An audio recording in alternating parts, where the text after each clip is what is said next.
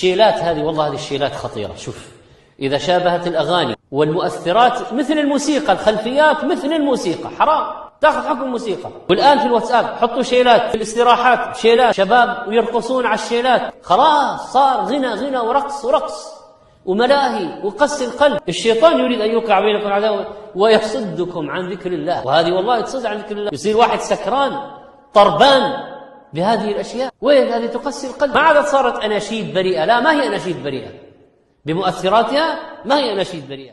قال يزيد بن الوليد رحمه الله: يا بني أمية، إياكم الغنى فإنه ينقص الحياء ويزيد في الشهوة، يعني يؤججها، ويهدم المروءة، وإنه لينوب عن الخمر ويفعل ما يفعل المسكر.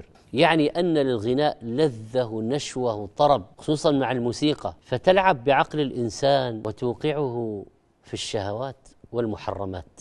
وفقكم الله. هذا سائل يقول: انتشر في الآونة الأخيرة ما يسمى بالشيلات، استحلها بعض الناس بحجة أنه ليس فيها معازف، وأصبح بعض من يسمى بالدعاة يحضر هذه الشيلات ويروج لها بحضوره. يقول: ما التوجيه في هذا؟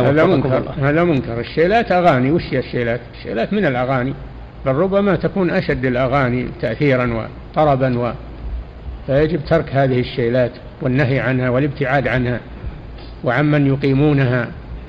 نعم. ولا عبرة بمن يفتي. من هو الذي أفتاهم؟ أفتى دار الإفتاء، أفتت بهذا. العلماء المعتبرون أفتوا بهذا. ما هو كل من أفتى يؤخذ بفتواه. نعم.